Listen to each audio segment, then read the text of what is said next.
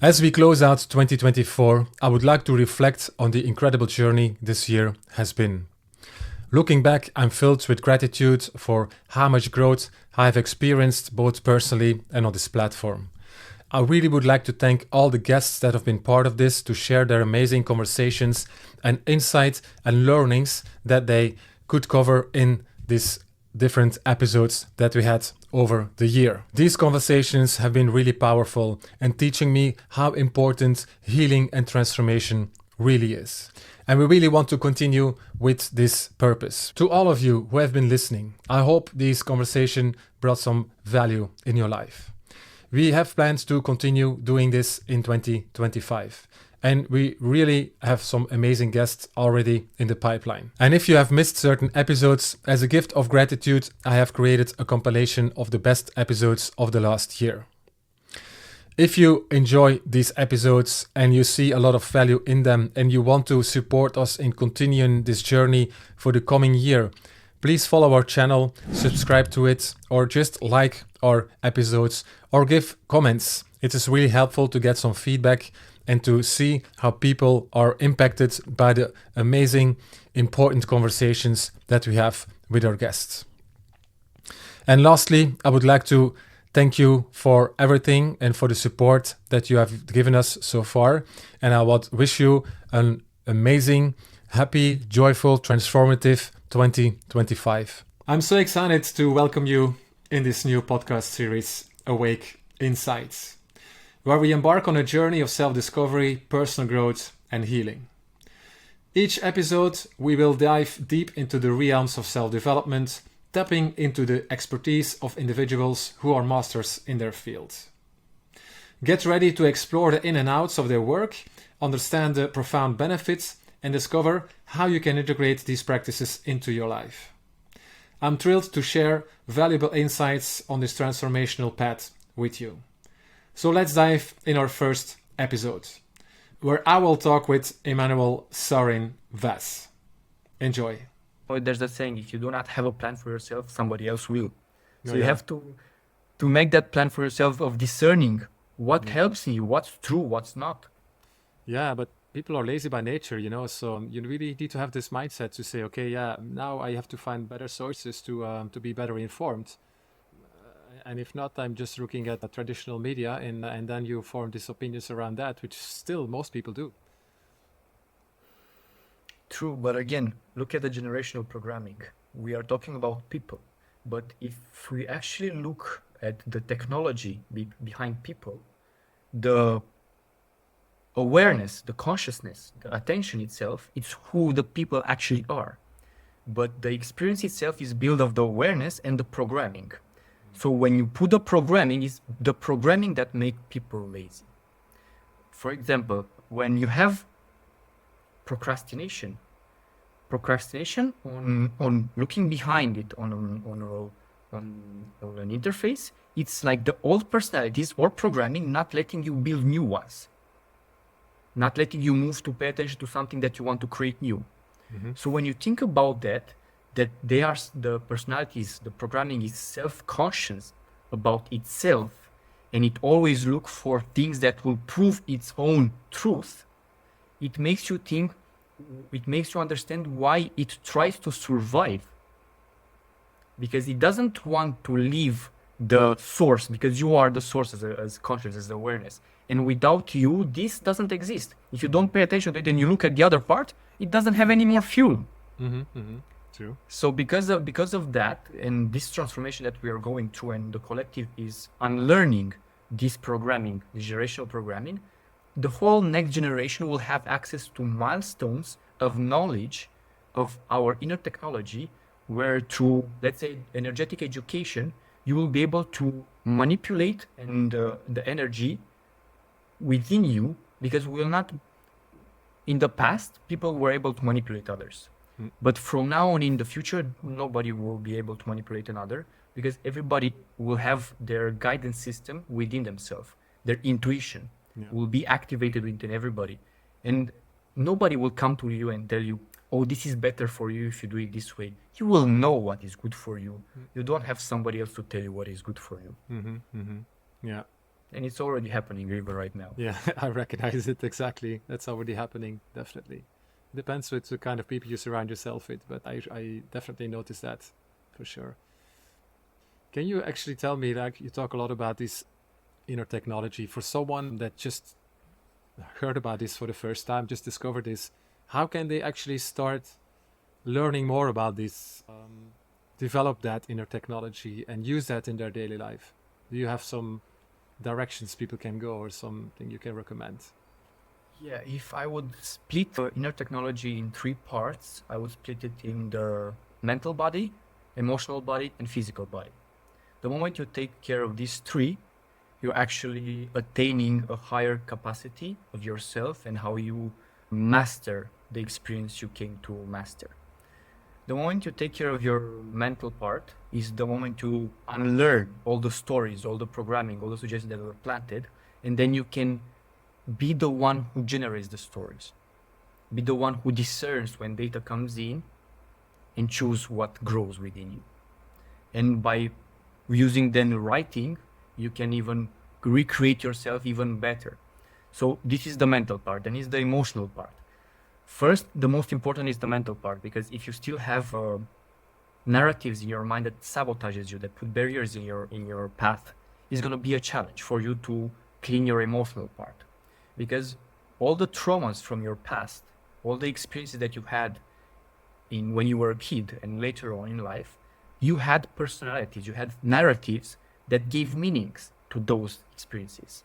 For example, let's say 3 years ago, I was in a cabin in Romania, and I had the moment where I understood how we can change the quality of life to the meaning we give to the experiences. So I was cutting grass with an electric trimmer, and while I was cutting, I hit a piece of poo that was hiding in the grass, and it spilled all over me. Now I started smelling. I was thinking, now I have to wash my clothes. Not only my clothes, I have to wash my hair. And I was just washing it like one evening earlier. And all those narratives was just lowering down my quality of life. And I was like, I was sad. In this episode, I will be speaking with Kara Larsen. My question to ourselves is, why do we think that we can work our mind and work our brains into exhaustion without recovering? We seem to expect the impossible without actually giving ourselves the reset, the energetic reset, so that we can be consistent with our work and feel content and refreshed even at the end of our day. So I think little mental breaks and resets are really important. Yeah.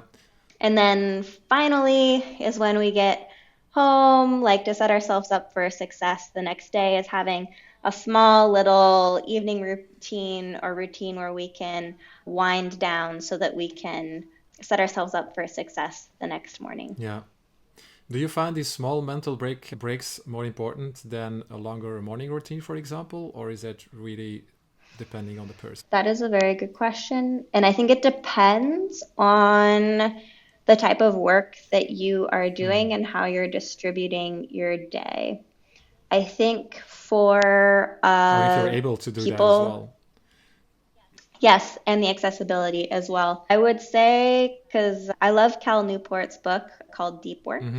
And I do try to schedule my day so that I'm only doing 2 to 4 hours of deep, very thought intensive work a day.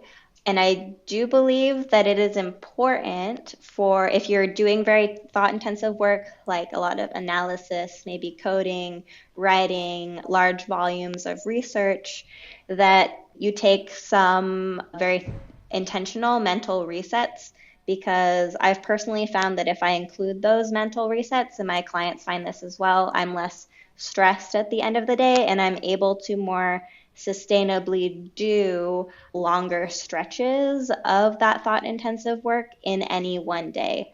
Otherwise, my productivity for that thought intensive work dramatically decreases. Yeah. So I might be spending, for example, if I started 1 hour of thought intensive work in the morning, I might get the same amount done in that one initial hour as I did in 3 hours later in the evening when my productivity is lower, because I haven't given myself that mental reset and I'm hitting my limit. I'm really forcing myself past the point of what is sustainable for my mentality and my energetic capacity at that point. Hey there, are you looking to reach a bigger audience? Maybe you have a powerful message to share and you also want to go on podcasts like these or even bigger podcasts and stages, or becoming a recognized authority within your industry. Building your personal brand and establishing yourself as an influencer doesn't happen overnight. But here's the good news. There are clear steps that you can take to increase your chances and create more opportunities. To help you get started, I've created a quick quiz.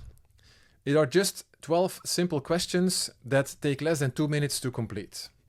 The quiz will show you exactly where you stand right now and what you can do to take the next step.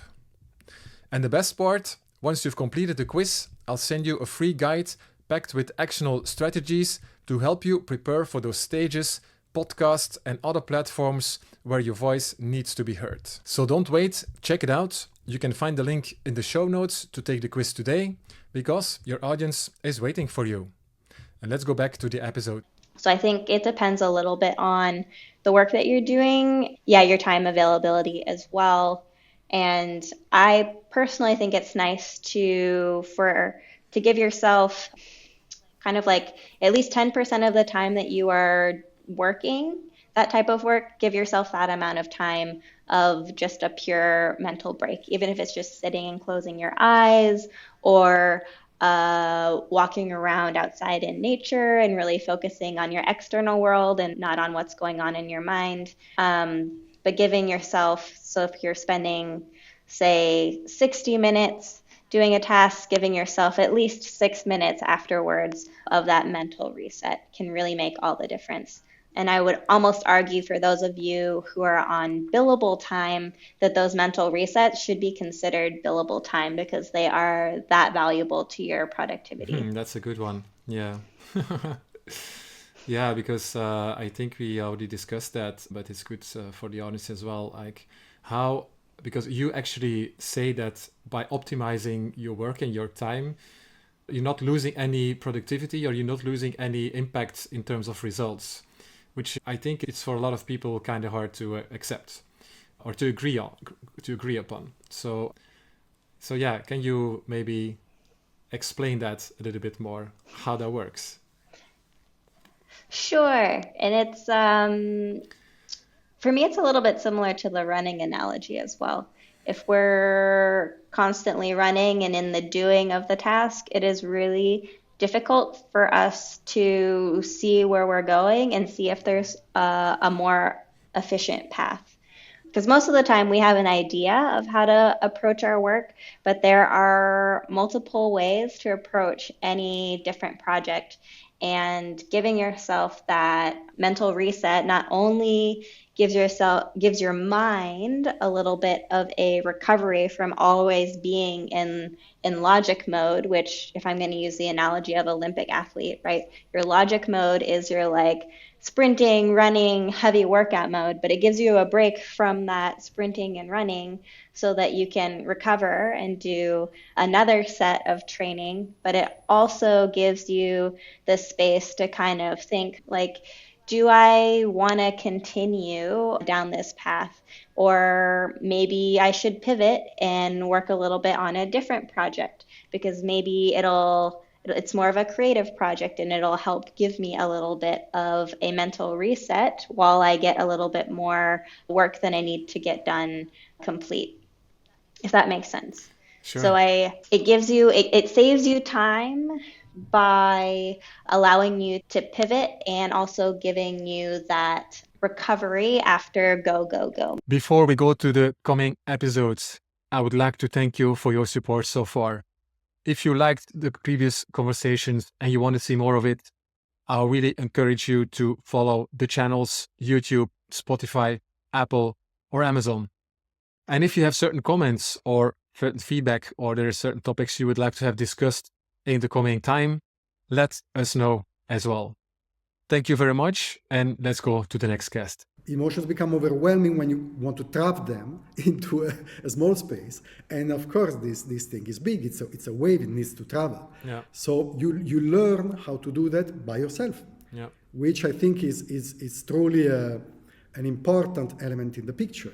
You want to give agency. The goal is not that people come back to you for a session. The goal is that they learn how to move and dance with their body, even in invisible ways, just move in the awareness. Maybe you are in transport, you are in the subway, and you just do something with your tongue, something with your pelvic floor, something with your breathing. Mm-hmm.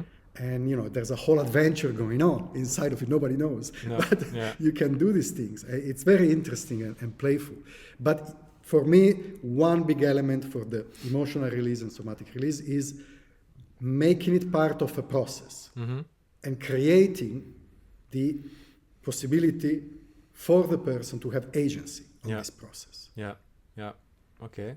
Yeah, very interesting that you explain what's happening during the session, how that benefits certain people. Can you explain, or can you give an example maybe out of your own life, how that changed something in your life, how that changed certain decisions that you took or changed the direction? Yeah, that's... Yes. That's... Okay. Yes. Well, the way that I like to call this aspect of the methodology is somatic intuition. And so I have to add a little bit of an explanation. If it's too big, you kind of funnel me in and then we stay on topic. But basically, I like to identify three moments where you connect with the body. And it's somatic awareness would be a practice that you do, an exercise, to connect with these dormant structures in the body. So you become aware of the subconscious in the body. And somatic intuition in when these connections arrive from the mind, from the emotions. And so you work with some aspects of the subconscious that are also in the mind, but through the body. You still keep this element of regulation with the body. So you explore the mind through the body and vice versa. Yeah. And the third one is somatic dream time. And somatic dream time includes the transpersonal. It refers to the shamanic tradition of dream time, which the Aboriginals in Australia in particular use to include everything in nature. There are processes outside of us that with Western mentality you would consider outside of you, the light of the stars, the wind, or the smell in the air, or another person. And in the animistic and tradition of shamanism everywhere in the world, but the word dream time is proper to the Aboriginal in Australia, it has an importance on the processes that happen inside of you, in your body, in your mind, in your emotions. And so we step into the transpersonal, which very simply is the relationships also, things that happen at work, things that happen in your family, family lineage, things that come down from generation, which is a big topic, and even thoughts and other places, thoughts as ideas, projects for the future, other places, other times. So all this is like three spheres. I like to explain this to the teachers that I train. Imagine like there's rational mind, then you have somatic awareness, somatic intuition, somatic dream time. And you can create trajectories within the three spheres as you like. You can connect just to point in somatic dream time, just to point in the intuition, or go through them, in and out. So you learn to do that. Now, going back to your question and how do I use that? I use a lot this element of dreaming, so accessing the subconscious for me is accessing dream time. And I do it every day. I do it when I take a shower, because this is an example to explain that dream time is always there. It's not only when you sleep. So this is the interesting transformation when you start looking at things with this other perspective. So I can access dream time not only when I sleep, I can access it in the moments where I am awake, which means, for instance, all the moments where you have this sort of trance-like state, where you don't really focus with rational mind and precise thoughts. And for instance, when I take a shower, I have fantastic channeling. Sometimes I stay 5, 10, 15 minutes in the shower because I'm thinking about something at work. Yeah. And the answer comes as a channel. And I come out and I write like for half an hour, 45 minutes. Okay. Another moment that happens a lot is the fridge. I don't know if you have that. You open the fridge and you stay there for 2 minutes, which from the outside is completely demented. People don't know what you're doing. But inside, a lot of things are happening. And so there are a lot of these moments in transport, when you're in the metro, biking, running. A lot of people run because it's a form of meditation. Before we go to the coming episode, I would like to thank you for your support so far. If you liked the previous conversations and you want to see or hear more of it, I would encourage you to follow our channels, YouTube, Spotify, Apple, or Amazon. Or if you have certain feedback and you want us to discuss a certain topic, please let us know in the comments. Thank you very much, and let's go to the next guest. And I had nobody else, like loving me with this kindness and grace. Everybody and myself was like trying to push myself to the next level, which got me into, I had body dysmorphia, this thing, orthorexia, basically just over obsessive with food, exercise, body, all the things. And it got me to a point of, as a woman, it's actually not healthy to be at, I was at 11% body fat, which is not good. Like women actually need fat on them. We're made to have a womb for our babies. And at that time, like there was no way I could have produced a child. And my brain, it was like I was not getting any nutrients to my brain. So I was so brain fogged and I was fainting and all this stuff. So all to say, are you looking to expand your network with other well-being entrepreneurs?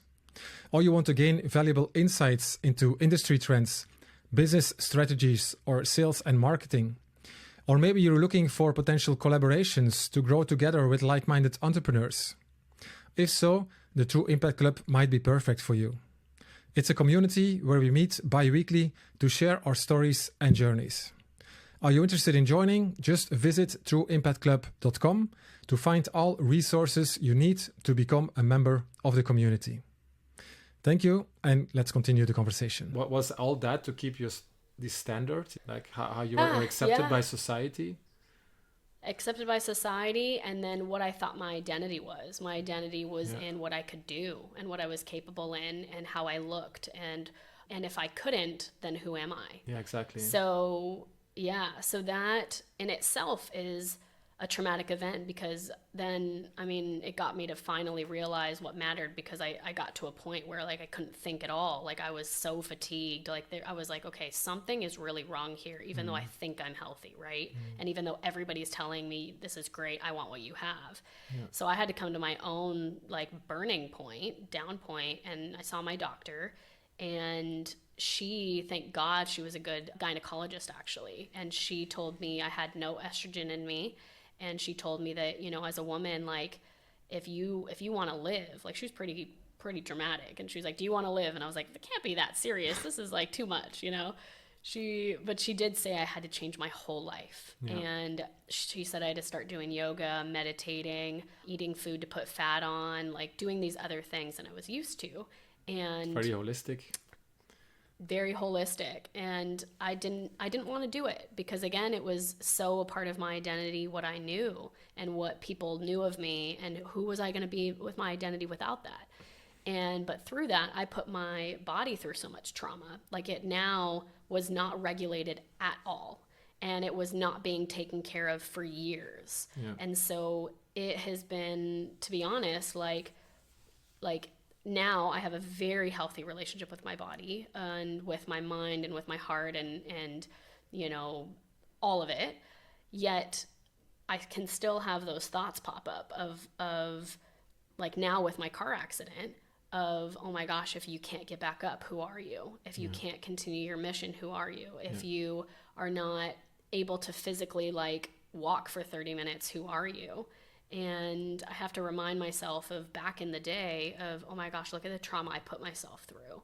And like coming back to that little girl and embracing her and being like, oh my gosh, like you are so amazing. And it doesn't matter what you do, but like be gracious with yourself, be patient, be kind. And so all these different practices to be able to do, which I think all humans, you know, we are hard on ourselves. We're critical, I would say, especially for women. We do it all. We think that, you know, society thinks that we're supposed to be the mother and the best friend and cook and clean and, you know, have a business and all that stuff, where it just feels like it's never ending. And so anyway, I think that's just one incident that, you know, it like trauma can creep up on, and you don't even realize that that's happening. And then when it happens again, you have to come back and be like, oh wow, I've been through this. How can I continue to nurture moving forward and not come back, you know, to the same place I was? So that sounds like a whole transformation, and I can totally relate to that. How was that for you, actually, to be in an environment where you felt like kind of accepted, but at the same time didn't feel very well, and then making that transition actually to self-discovery?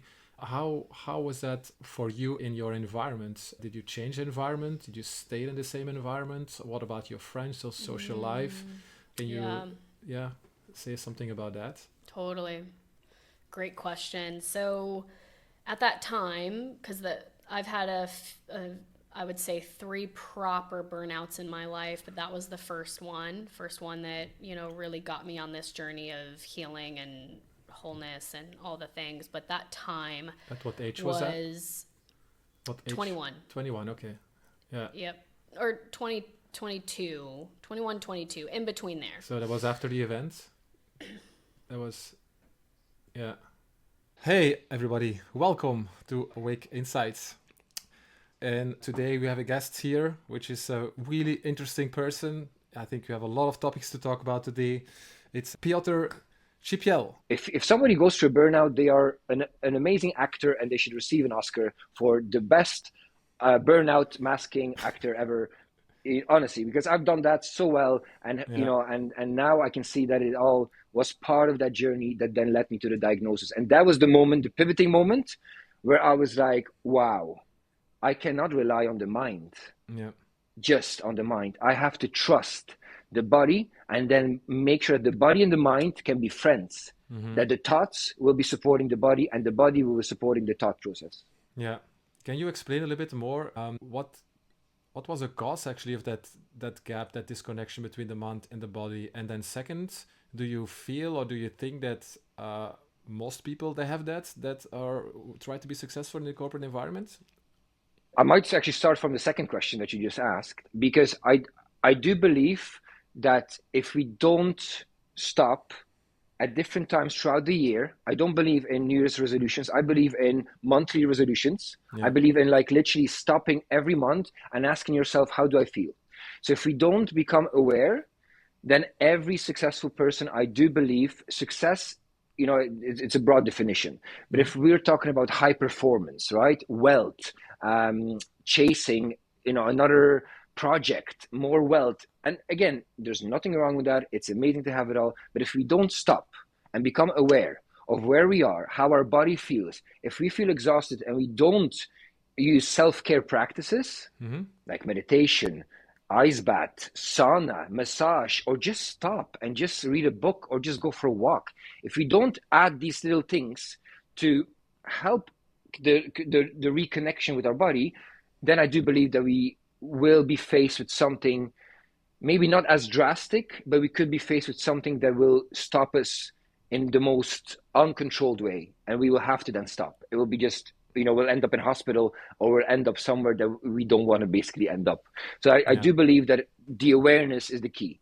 Aware, you know, do a check with yourself, full body check, be in that moment. And I know how hard it is for busy people to be in that moment of stillness and in that moment of like peace and be like, okay, how do I feel? But actually my mind is racing, so I should do 60 more things. But how do I feel? But this is all a practice. It's like repetition. You become better at this. I became better at meditation. I became better at breathwork.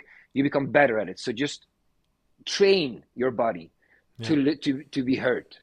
And then in regards to the first question, do you mind repeating it? Sorry.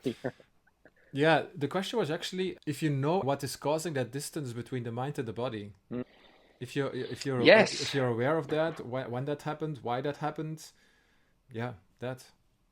absolutely. It's actually a beautiful question because it allows me to go deeper now with this insight, with this kind of awareness, because we are brought up, and in this social environment, we are all using almost the same mantras to ourselves. Rather, the are you good enough, worthiness, adequacy, am I worthy of achieving this growth, etc. So we have so many beliefs and programs and conditioning that, again, if they will not be observed and realized, the disconnection will be bigger and bigger, and the gap will be huge until we find a bridge.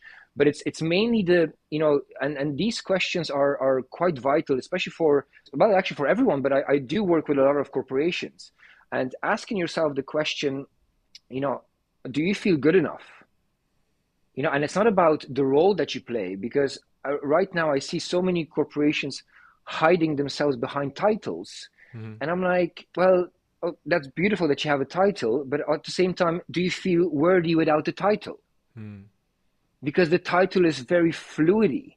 So the attachment to title, the attachment to material things will make that bridge big between the mind and the body, because then you'll show your mind, if you lose the job, for example, if something changes, whatever, that you are not worthy, obviously, or you're not good enough, or you're inadequate. So I think behind it all is the awareness that we are all run by programs and actually simple mantras, but so big mantras of the repeated constant, am I good enough? Am I being seen? Do you accept me? Am I belonging because I have this haircut? All of it. It's all, and once you start seeing it like this, it almost becomes a game. I really like to kind of play with the universe. My next guest is James McCauley. He calls himself an integrative health coach. He leverages 20 years of global expertise in neurolinguistic programming, hypnosis, breathwork, and body awakening. Okay, I think almost everyone who's in wellness gets into wellness because they're fucked up. Most of us stay fucked up, me included. And my first kind of wellness, my kind of soiree into wellness was basically, I drank a lot from about 15 to 23. I was living in Taiwan one day, hungover, and the dude was sitting there reading a book called NLP. I looked at him and said, what the fuck is that, bro? And he said, it's neurolinguistic programming. And I was like, it's how the mind works, thoughts, behaviors, patterns. And I was like, can it help me with my drinking issue? Because it was getting out of hand. I had multiple near-death incidents. And he said, yeah. And he led me through a hypnosis session there in a cafe, like a 10 minutes, called Future Sourcing. And I stopped drinking. And after I stopped drinking, you can't just stop drinking. You have to fill that void with a whole other set of activities. And I happened to be in Taiwan. I started going to the gym a lot more. One day I was walking past the gym door and I heard the singing, looked in the window, and there was basically, to be blunt, a bunch of hot Asian girls stretching. And I said, I'll give this a go, because why not? I took up yoga at the age of I was 22, 23. And those two things kind of kicked off a whole series of investigations, explorations, and examinations of, say, like cultural values and norms, who I am, what I am, how I can improve myself, what's the meaning, what's it all about, and it's kind of continued from there. So, to summarize, being fucked up is a good place to start. Okay, yeah. And being fucked up, that's something that also has its cause, of course. So did you find out actually how you end up in that situation? And what did you learn actually from that?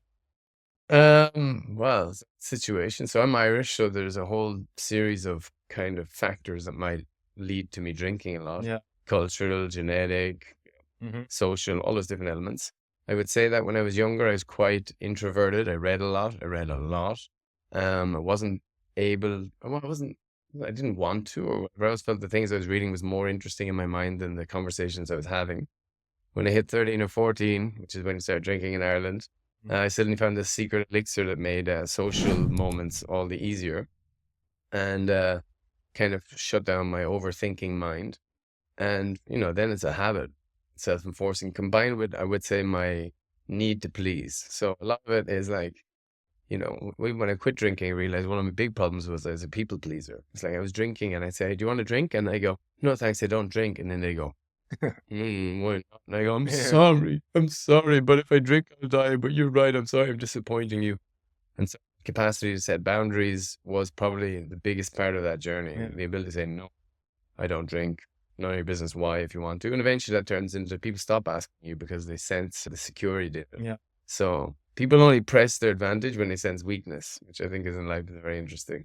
But all things, once you extrapolate, the worst things in your life, barring some particular like things you can't cover from, when you stretch them out over a long enough time horizon, invariably, if you're hardworking and resilient to a certain degree, they become by default the best things that ever happened to you. Yeah. I'll give you an example. I fell off a wall when I was a bridge actually when I was 15, burst my kidney, almost died, and had to spend the summer at home.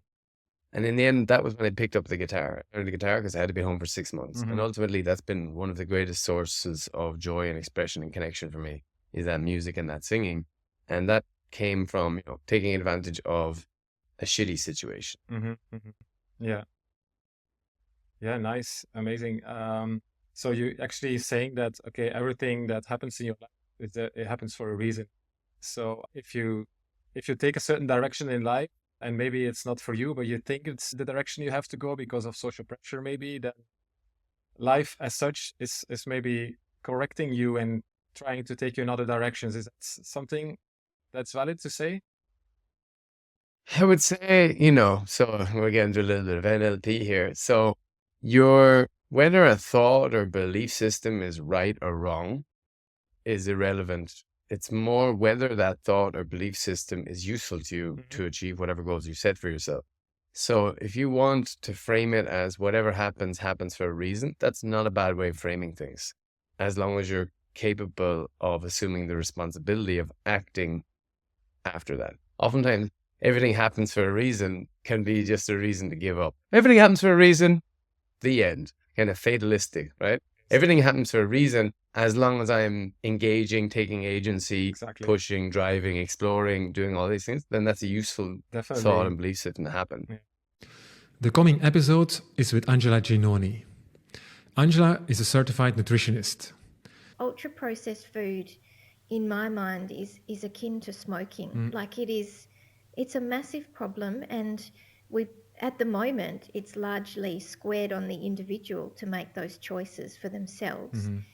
So I guess my approach is to try and provide individuals with that education about how their body works and the types of food and fuel that the gut microbiome needs to function properly, and then how that can change your own health outcomes. But on the flip side to that, we also need the governments across the world to step in and say to the food companies, hey, this stuff is not okay. We know that this is linked with many chronic health conditions now. There's a large body of evidence. What are we going to do about it?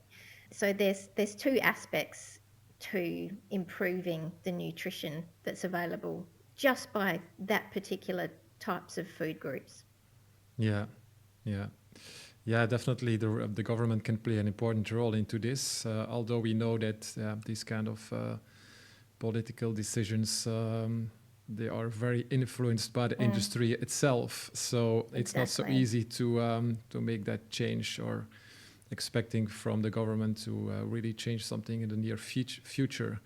Can you talk a little bit about symptoms? Because as long as you live and do certain things in your life and you don't feel any friction or any problems, or you don't have any pain, that people are not going to change anything.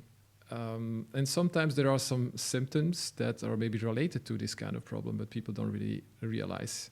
So can you give some examples of symptoms? There's lots of different types of symptoms, and you know what, people might not actually realize that there's anything wrong until we fix their diet, and then they actually go, wow, I feel better. So I think people get caught up with their own normal and think that that's normal, but we change the diet, we increase the diversity of fiber intake, and suddenly they're not feeling bloated anymore, or they're not feeling all gassy anymore. So there's two types of sort of actual symptoms that you might get if you've got a bit of disturbance to your gut microbiome, and it's called dysbiosis. And so you can have an acute dysbiosis where you might have had antibiotics or something, or you've had some dodgy takeaway food which has really disrupted the ratios of bacteria in your gut, and you feel really uncomfortable. You might be bloated, you might be gassy, you might have diarrhea, you might have constipation, and that's kind of like a, but it passes, it goes away, in a week or so, or 2 weeks. It's short term. But then we have a more sort of chronic dysbiosis where it goes on. It's people constantly struggle with it, and they end up being diagnosed with things like irritable bowel syndrome because that type of dysbiosis doesn't go away. And sometimes even if they get a stool test done, there isn't really an obvious cause for the dysbiosis that they might be having. And that's where it's important for people to be educated so that they can read their own body and they can start learning about all the different types of dietary fibers, and then they can really start to hone in and understand which fibers are good for their gut and which fibers they might need to try and help things feel more comfortable. Because the microbiome changes very rapidly. We know that it can change within a couple of days of starting a new diet, but it might not be entirely comfortable until things settle after a week or two. Okay. Can you also maybe explain the impacts on weight?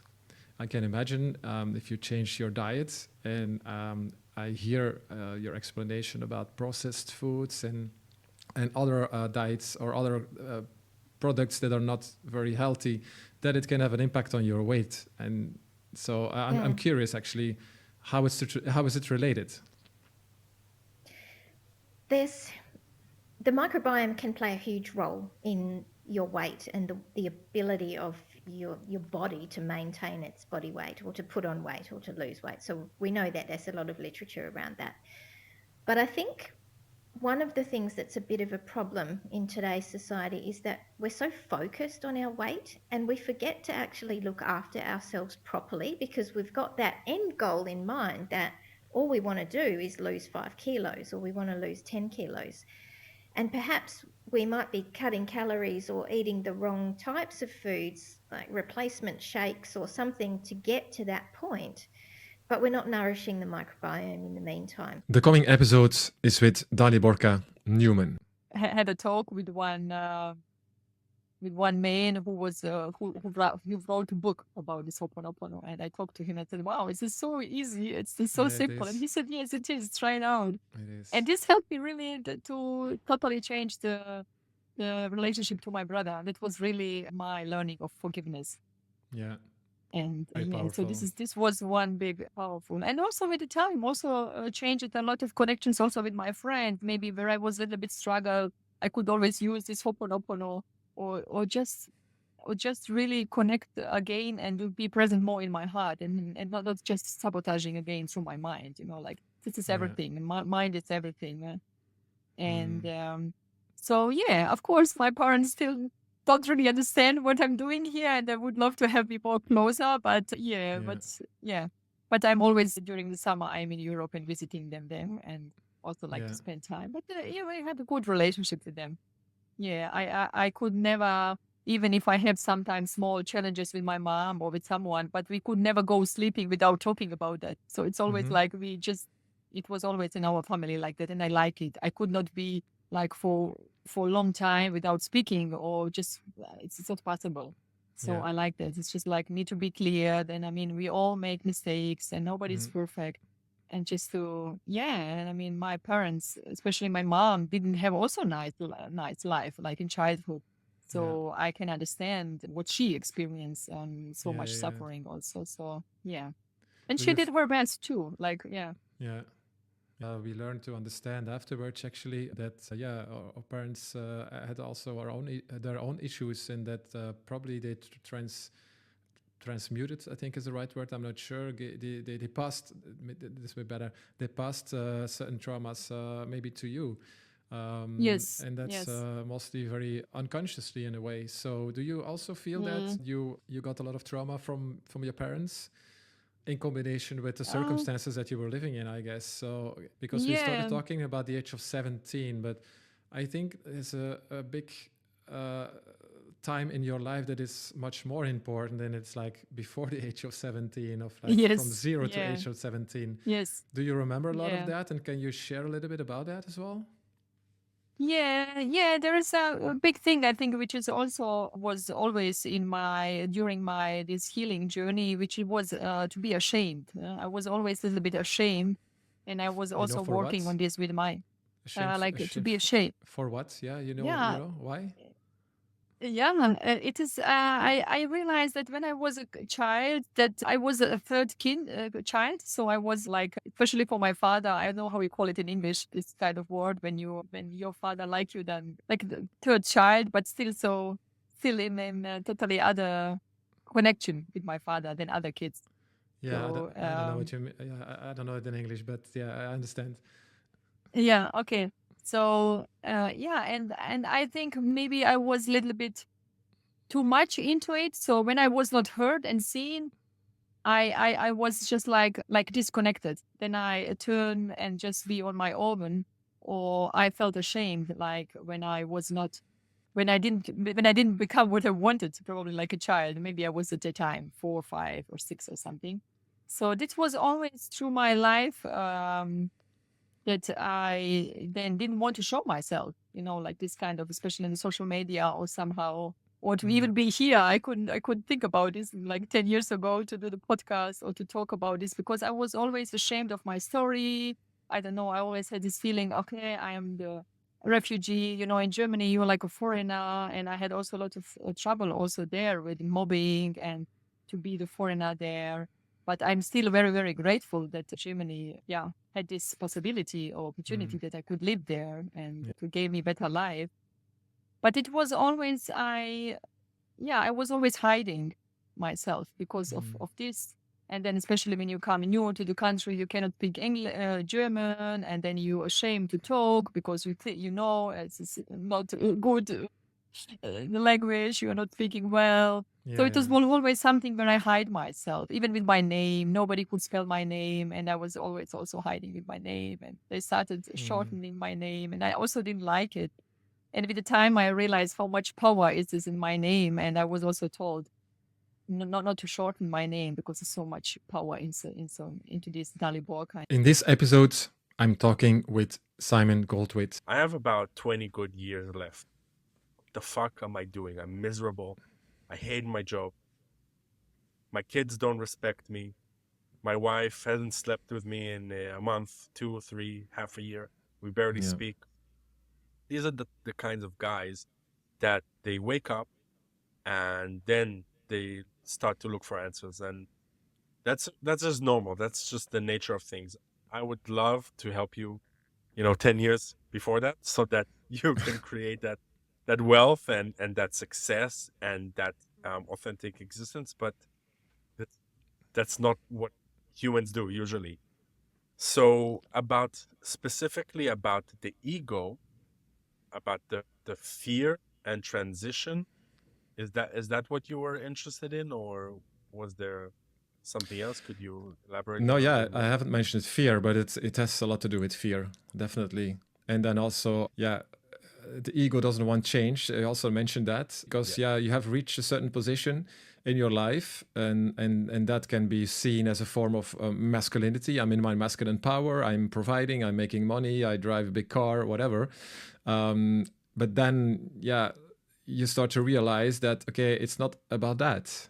There are many other things, and I don't feel happy. So I have to step away from that idea that this is actually what is masculinity, and that actually. So stepping away from that, which is like kind of in a comfort zone, and then going into another direction. And you always have to sacrifice certain things, and that's I think what the ego doesn't want, and what makes you afraid. Yeah. So I've worked with some top CEOs in Asia, millionaires, have the biggest car, have the biggest house, have a lot of money, and they're miserable. Mm-hmm. They're not happy. And again, this, some people label this as a midlife crisis, where you wake up, you're 45, you're 50, and you resources, but you're just not happy. And Mm-hmm. what keeps us going and doing these kinds of things is, I think a lot of men think that this is what they want and this is what's going to make them happy. If I have a six pack, and if I have a car and a house, and I have savings in the bank. But to be truly happy, it's not an external thing. It's an internal thing first. Mm-hmm. Our internal reality creates our external reality. Yeah. And the thing is that if you're smart and you're hardworking and you're dedicated, and if you're enough of a nice guy, because a lot of nice guys, they feel like they're not good enough, so they work so hard to prove. They're always trying to prove. Like when I was in the army, for example, I wanted to be a fighter because Mm-hmm. I had to be a fighter. Can't be, one of those losers that doesn't fight. I have to Mm-hmm. prove, right? Because that means I didn't feel good enough. I didn't feel like I'm enough. Yeah. I had to show externally, look, everyone, please accept me. Look at me. So that's the ego that we need to let go. It has its Mm. purposes. It keeps us alive, but it will not bring you happiness. It could bring you success. That's not the same thing. Yeah. And what happens is that, some of these guys that are already making a lot of money and are very successful, I work with them and I help them go through this process. And there might be a dip, but these guys are just so intelligent and so dedicated and hardworking that after we go through this process, they end up making a lot more, even more, Mm.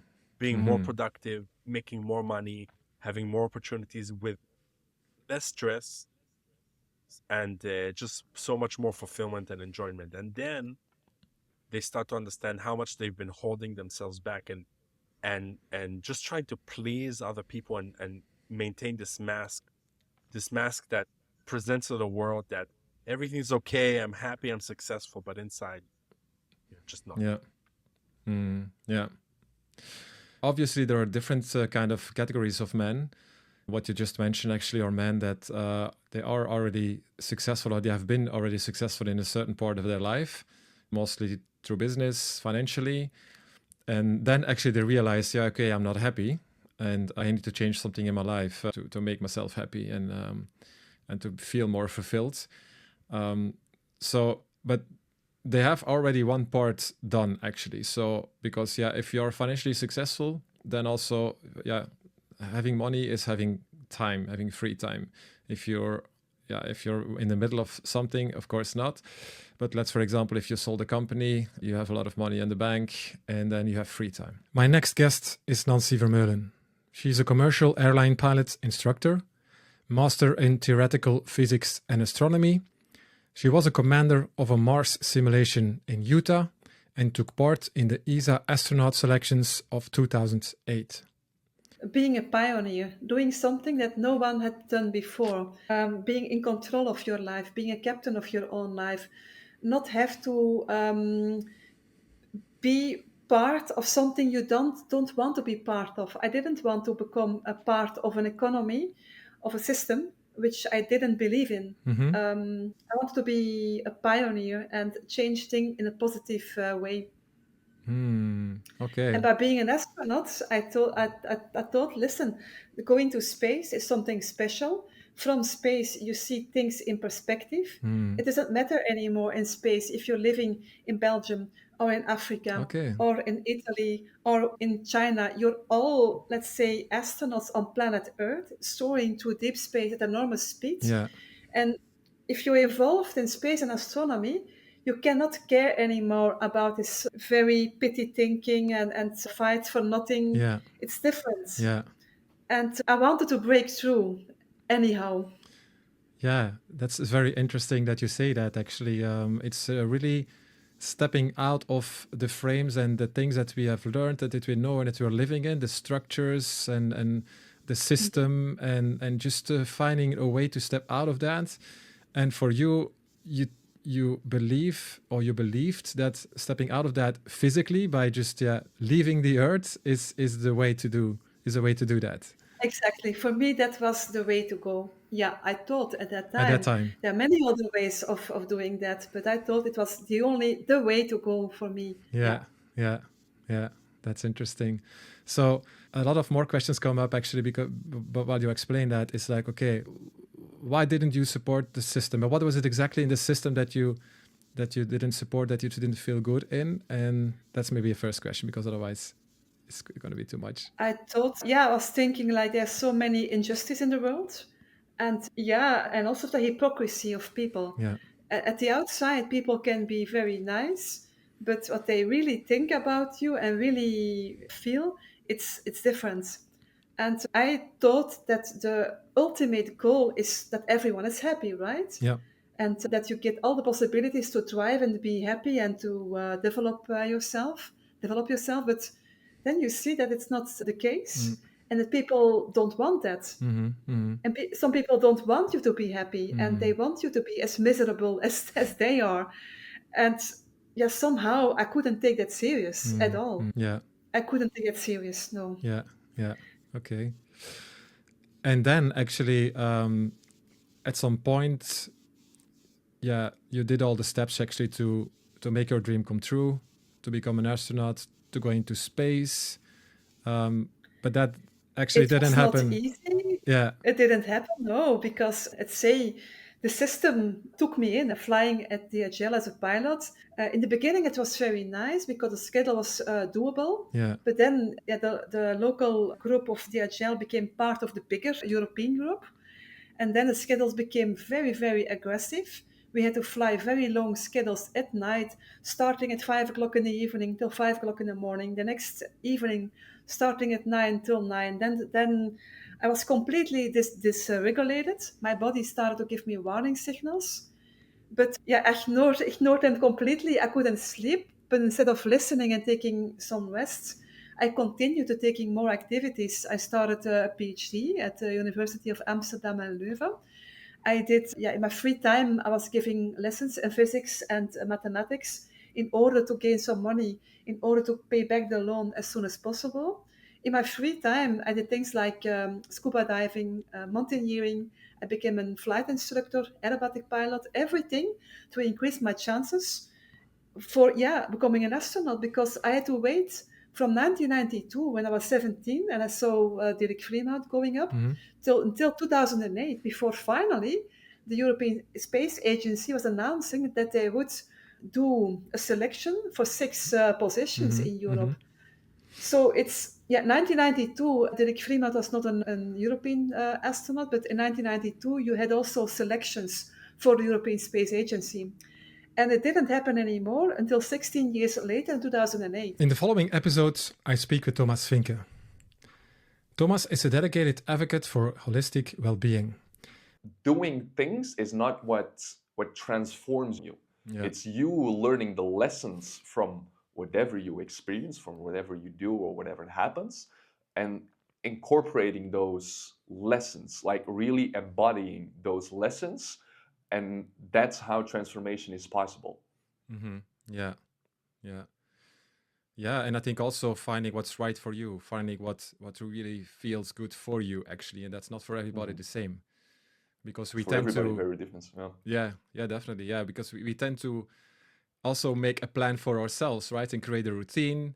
And what you mentioned, you give some examples like meditation, ice bath, some yoga, some workout in the morning. And then it becomes... this kind of drill, it's like almost like in the army, right? I have to wake up at 6 a.m. in the morning, have to do this and that and that and that. But so some people it doesn't feel right. And the one day is not the other day. And I think it's just about what's right for you, and also have a certain kind of discipline, but not to be too rigid about it. Also, that is very personal. Some people they feel really good with routines, with being strict for themselves. Others don't.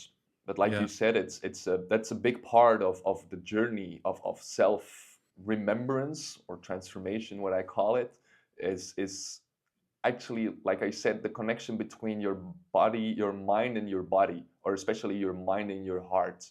Because in your heart, everybody knows and actually feels what is right for them, what feels good, what feels supportive, what is necessary. And otherwise, if we don't feel it, we think it. So we think, okay, because that person told me to do that, I will do that and I will feel better. Or like I have a lot of questions, people asking me like, okay, what kind of breath work do I have to do in that situation? Or when do I use my ice tub? Or how often do I use my ice tub to feel better, or to have more energy, or to support my immune system? So a lot of people are getting stuck in the rational way of looking at things, and I myself, I forgot how to experience and how to really literally feel what it does to me. Yeah. The thing is that we'll never learn that, right? We're coming out of we were born with it.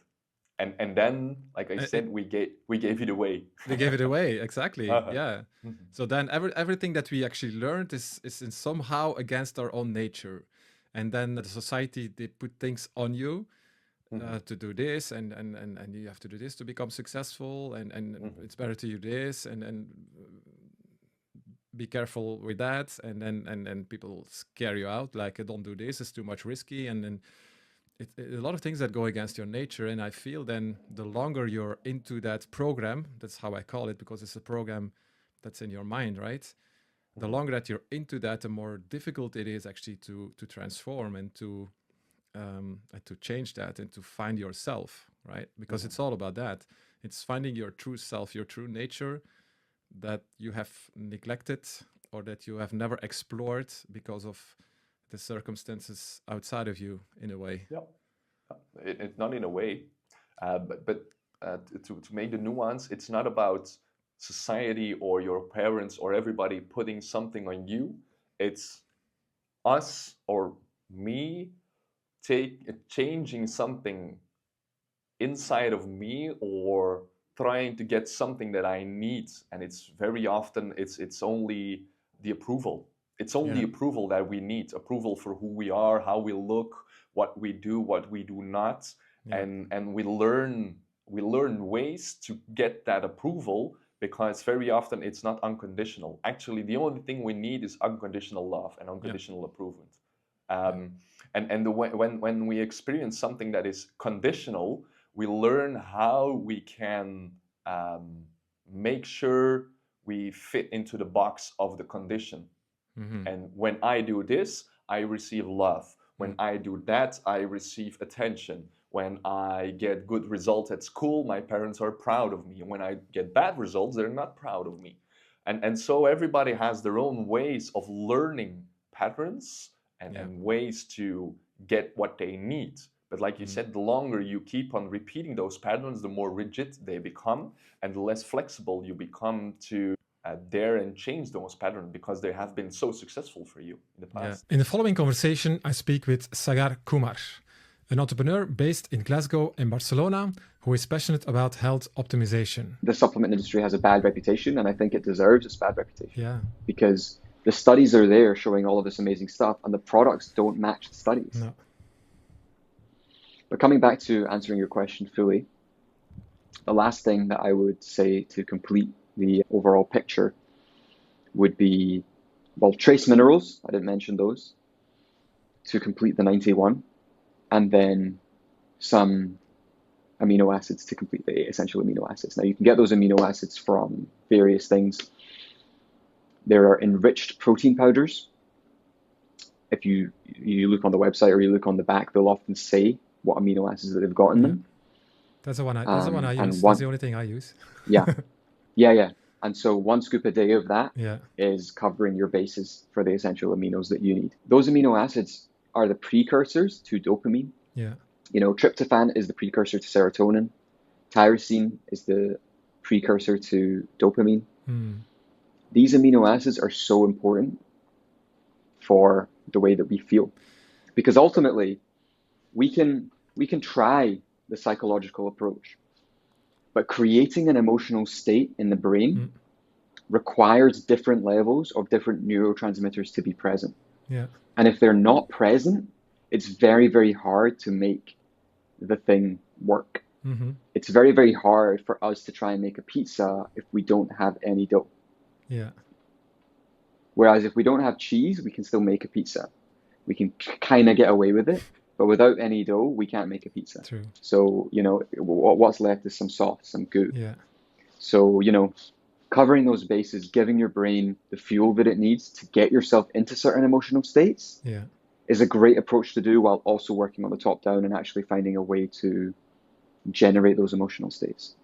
It feels more like a solution on demand. Like you say, now I want to be in a certain state, so I'm going to supplement to reach that state. Because naturally I cannot be in that state because I don't have enough dopamine at this moment, because I consumed maybe a few last weekend at the party, and I want to be in that state. So it feels a bit like that. So that you can manipulate yourself to always be in optimal state at the moment that you need it or that you want it. Is that? So that is what I would call the kind of optimization level. But this is one step short of that.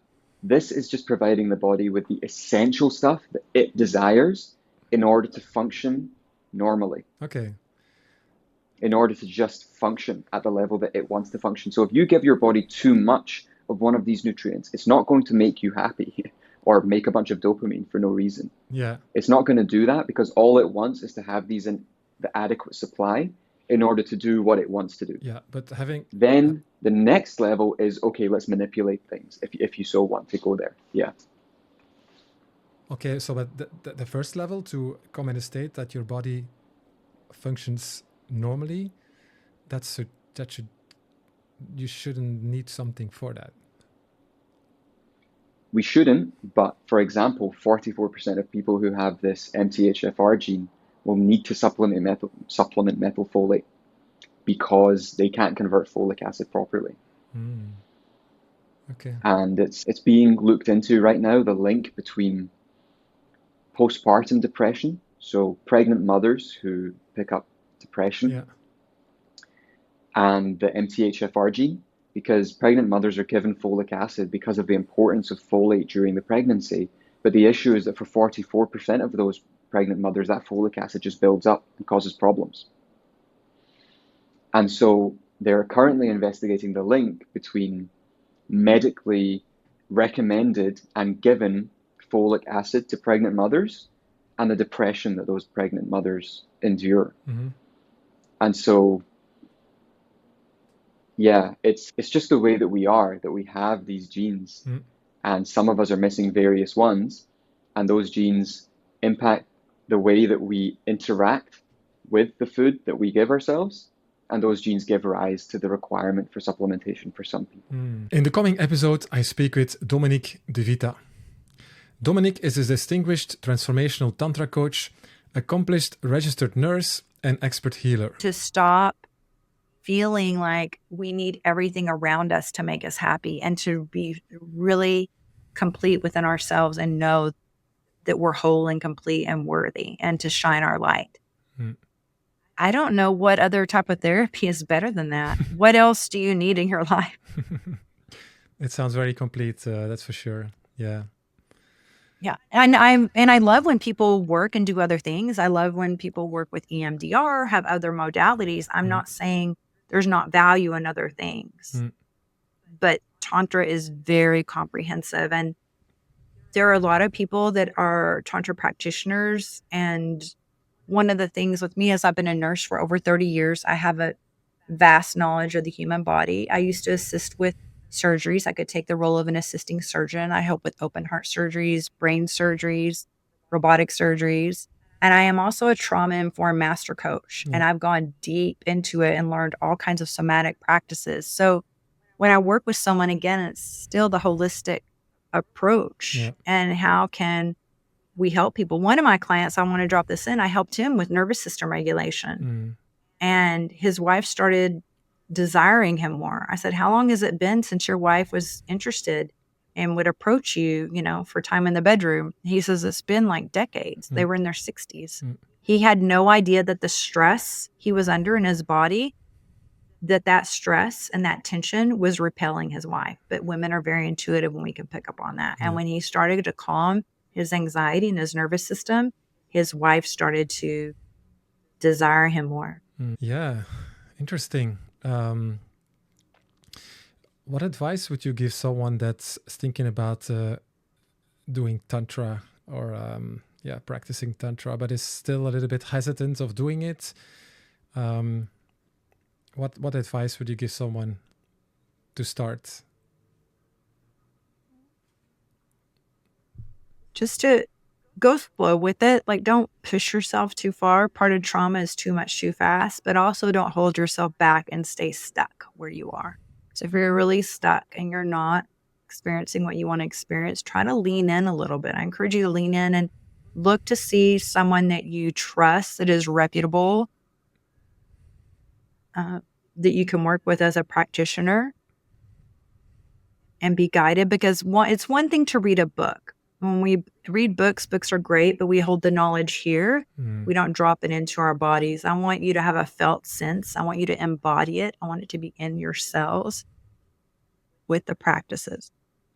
So having someone that can guide you. And one of the things that I do have, it's a very comprehensive course. I call it Intro to Tantra, but it's just a 6-week online course to having mastery with Tantra.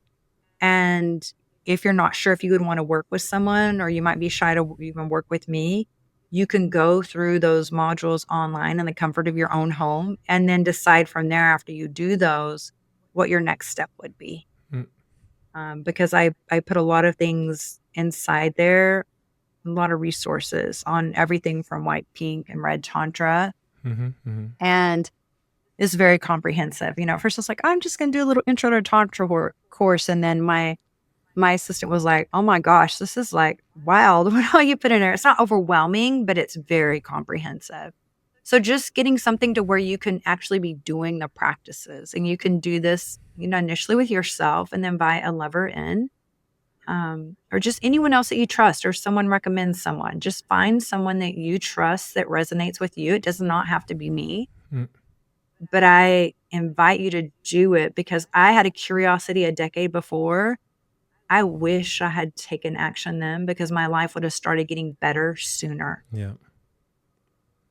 I was like, wow, I could have gotten out of my own way a decade ago. I can only imagine where I would be now. But everything in its timing, it's like but that. Also don't delay yourself into experiencing what you desire to experience. What would it be like if you could live the life your heart desires and be fully empowered? In the coming episode, I speak with Manish Blaha.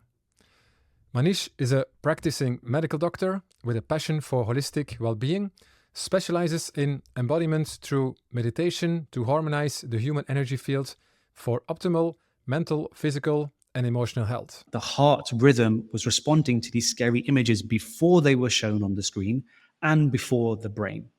So by maintaining a connection to the sensations in the body and having an unconscious layer of my awareness also feeling my heart, I'm able to perceive information that's happening out of time. And so that's my perception of intuition. So then I can live a life that is more connected to flow and is more connected to, I would say, to a higher power, because I'm being guided out of my mind, and my mind is a subject of my experiences and my conditioning, whereas my heart is connected to the present moment, which is a gateway to the divine. Yeah. And only that you can discover if you give it space, right? And I think that's the biggest problem in our society, that we don't allow ourselves to give space for these experiences, because everything has to go so fast, and we have certain things that we want to achieve in our life, and that's the only thing we're thinking about. So I believe from my experience, and you will probably confirm that as well, like to get into those spaces, you need to find calmness and relaxation within yourself. And a lot of people never experience that. And I think that's actually the trajectory you have to go through in in all the spiritual work or all the developments and healing work that we are doing. And that can take a lot of time, right? Absolutely. When you're first starting off on this journey of connection with the self, we have to break away so much conditioning, and a large amount of that conditioning that we're receiving from society is about the need to do. And so we're connecting to a state of being, and that state of being is very often requiring stillness in the first stages. But the beautiful thing is that once we have really anchored in a sense of awareness through those spaces of stillness, we're more able to connect to that state of being while we're in action. And I find that that's the sweet spot, when we're able to be in the world while also being connected to our hearts, while also being connected to the state of awareness in the body. I find there's a lot of power that can come with that, and that also propels our external desires for progression further, so that we can also be in the world as well in a different way. Yeah, exactly. Yeah. And I think, as you explained, meditation for you was like the first thing that you discovered as a tool to come in that relaxation state. By the way, for me, it was exactly the same thing. I discovered meditation in my early 20s. And that was mind-blowing for me, like my life and my how I saw myself in my life changes so dramatically. That was insane. But yeah, I learned now, so many years later, that it's not only that. It's there are so many other things that that you can try, and that are really beneficial to go in that journey of giving yourself that space of relaxation, allowing the sensations in your body to be there, go through certain pains that come up, and that's it's very impactful. But I'm wondering, just for people that don't have so much experience with that, can you explain a little bit about what they can expect in terms of, okay, how much time do I need to invest in these kind of modalities and practices? When do I see the first benefits of it? And is it something that I have to do for the rest of my life, or can I just focus on that for like 5 years and then I can just start going back to my previous life, which is not realistic, but some people might think like that. Yeah, absolutely. I would say that the most important thing that when you start meditating is that we're not seeking to generate suffering. If you made it until here, congratulations. It means that you value the content a lot. If you want to see the full episodes of a few full episodes of the guests that you have discovered in this compilation, go here to the whole list of all the episodes of last year, and there you can go deeper into what these people have to share, this important information, this inspiring knowledge, and so on. If you want to see more of that in the coming time, we continue our mission with the Awake Insights podcast. We have a lot of new guests coming up in 2025. Just follow our channel, subscribe to it, or just like videos that you have seen in the past, or give some comments, and just as a way to support and a way to get notified when new episodes are published. Thank you very much again. Enjoy the new year end. Enjoy the new year 2025, and I'll see you soon.